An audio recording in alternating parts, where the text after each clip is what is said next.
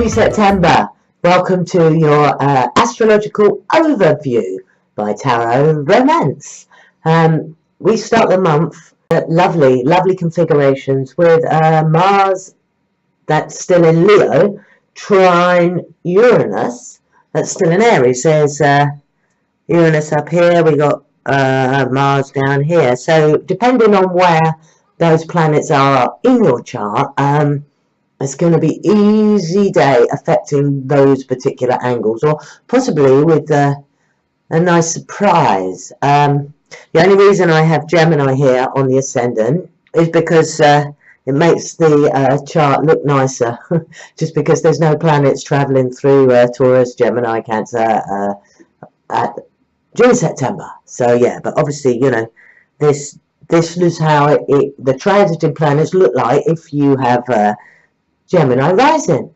But if you want to look how it looks on, like, there's someone with Cancer rising, for example, there's how it looks like with Leo rising, but I'm going to put it back.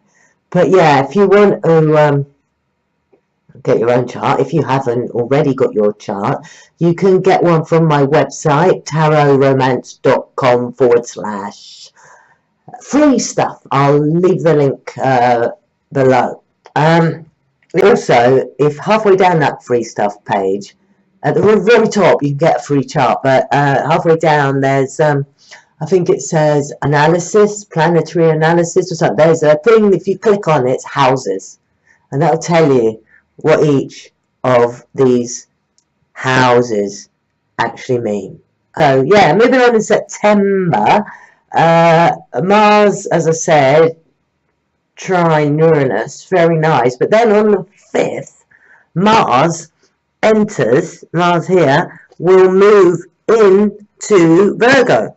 So there's our second planet moving. Oh, it's not working. Yeah, so our drive, all the things that we think of to do with Mars, where we channel our energies and that, is going to be in Virgo, which is all about health and fitness and analysing, and we may get more into details, or we may take up yoga. And obviously, again, look to where it's actually where you have Virgo in your chart. And the very next day, on the 6th of September, full moon in Pisces. That means the sun down here in Virgo is opposite, or the moon has moved into opposition with the sun. One aspect of that comes to mind immediately is being Virgo very helpful, and Pisces is happy when Pisces is making a difference or serving in some way. Is you could be called on to help somebody over the full moon, or you could end up serving someone out because it makes you feel good. You could be helping someone in some way. The moon is very close to Neptune up there in Pisces. Good day for art. Opposite the sun in Virgo, you'd want to be very precise about it, although Neptune might make you daydream the day away. But yeah, full moon in Pisces, a great day for dancing and dreaming and drinking red wine and meditating. Conjunct Neptune. Get in touch with who you really are. Mercury will then, on the very same day, turn direct in Leo. This will obviously, I mean, it will take Mercury a couple of weeks to get up to full speed, but Mercury's here, and it's still in Leo by the 6th, and that we are, all of us, going to start becoming more convincing and persuasive. And then the Mercury 4 days later will actually enter Virgo and join Mars and the Sun. So we're starting to get quite a lineup in Virgo, but we haven't finished yet. On the 13th, a few days later, we have Venus, which is still in Leo at the moment, here, trine Saturn in Sagittarius, which is, where is it? Over here. So trine Saturn in Sag, it's not a major aspect, but I mention it because if you've been having a rocky time in your love life, it's a time to find some calm. Yeah, so, or the 13th, remember that date, is a good day if you want to have some difficult conversation with your other half about whatever. Again, you'd have to look at your own chart to see what houses that is affecting. I mean, for Gemini here, that is actually affecting your 7th house of relationships and your Venus one, 3rd house of communication. So brilliant if you've got Gemini rising. But all of us will have a calmer day romantically on the 13th. I mean, if your love life's great anyway, you probably won't even notice it, but I'm just sort of mentioning that. Venus in Leo trine Uranus in Aries on the 18th. So Venus again down here, trine Uranus up here in Aries. I mentioned that because that could be happy surprises. It's a trine, so again, trines we often go without noticing, or they often in our natal chart depict talents and skills we have that we just think, oh, everyone's got them. So may not be huge happening, but it could indicate happy surprises. That's on the 18th. And 2 days later, on the 20th, we have the new moon in Virgo. So the moon, which is right up here, Pisces still here, has now travelled all the way round and is in Virgo here. And I think it is about 20 degrees on that. I can't, without looking it up, in the late 20s. Okay, so yeah, so now we have the moon and the sun and Mars and Mercury. Mercury has entered Virgo now, and Venus on the 20th enters Virgo. So we have 1, 2, 3, 4, 5 planets in Virgo on the 20th of September. God help babies born on that day. I'm joking, but they will be have a fine eye for detail, babies born on that day, and they could be exceptional doctors or nurses, or even herald breakthroughs in like find cures for diseases or something. Exceptional. 5 planets, all of them personal planets. Wow. So it's a very Virgo month now by the 20th. Analytical skills are high and strong, so if we need to analyze anything, do it on this new moon. And this now is the new moon.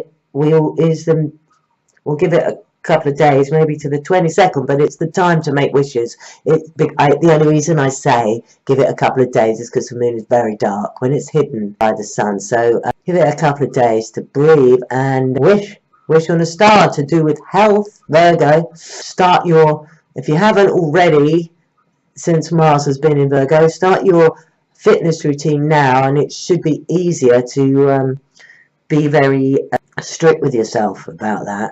All these planets in Virgo, I couldn't imagine a better time of the year for your drive and your energy and your communication and the way you handle yourself to get fit. But anything there, you need to have detailed analysis, and maybe you're an accountant, you've got exams. This is definitely a back to school time, and this is definitely a time to harness the energies of Virgo. And on the 22nd, 2 days later after the new moon, the sun here will enter Libra. So we're all going to want more harmony with each other in our relationships of all kinds. I mean, we're still going to be heavily influenced by 5 planets in Virgo, don't get me wrong. 4 planets still remain in Virgo, but we're also going to have an interest in the arts, colour, form, fashion, relationships until the end of October, while the sun is transiting Libra. 2 days later, Mars will move to be exactly opposite Neptune. So, good day for daydreaming. Quite a fuzzy day.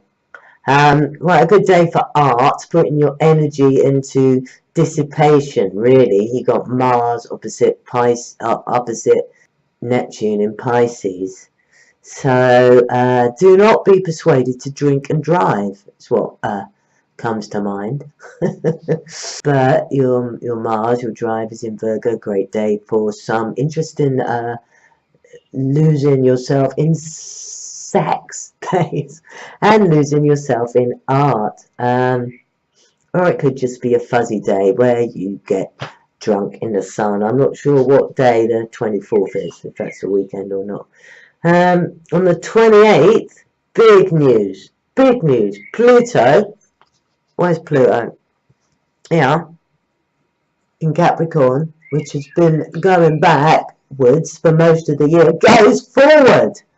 The retrograde motion of Pluto could well has you taking part in some inner transformation this whole year, and I think that applies to a lot of us in different areas of our life. So I would check to see what areas, as I said, in your own chart, where Capricorn is, where Pluto has been transiting. It's been going backwards for many months, and the forward motion would tend to want to make this public. You see what I mean? What the inner transformation, that's done. So you're going to gradually, it's not all going to happen on the 28th, but things you've been incubating are going to come out into the open over the next few months. And that is going to be different from everyone, because obviously everyone's got Capricorn in a different area. Check that out as well.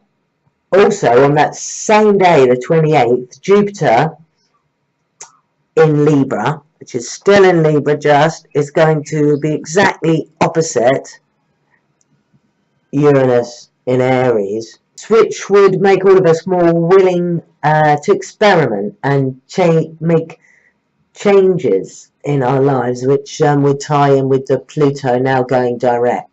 I think we're all going to be quite brave in September. This is quite an exciting month for everyone. What else have we got going on? Well, on the 30th, Venus is opposite Neptune in Pisces. This is Venus in Virgo. So Venus here is going to be immediately opposite Neptune in Pisces. So it could be a very loved up day, Venus opposite Neptune. It could be the very fact that it's in Virgo, Venus, mean that your perfectionism, that's Venus in Virgo, or the perfectionist or the perfectionism of someone else could be driving you to drink. That's Neptune in Pisces, wanting to lose yourself. Take note of what goes on the 30th. But on the same day, Mercury, here, which has obviously been doing a lot of travelling around, it's gone all the way through Virgo, and the Sun will have moved a bit maybe, is going to be in Libra. So when you make your sudden changes that Jupiter and Libra opposite Uranus caused you to do, be diplomatic about it, because Mercury is about to go into Libra at the very end of the month. Yeah, this is a time to discover diplomacy, artistic skills. You've now got the Sun and Mercury in Libra. We're all going to be a little more polite to each other, even though we're still going to be perfectionists with the Venus and Mars still in Virgo.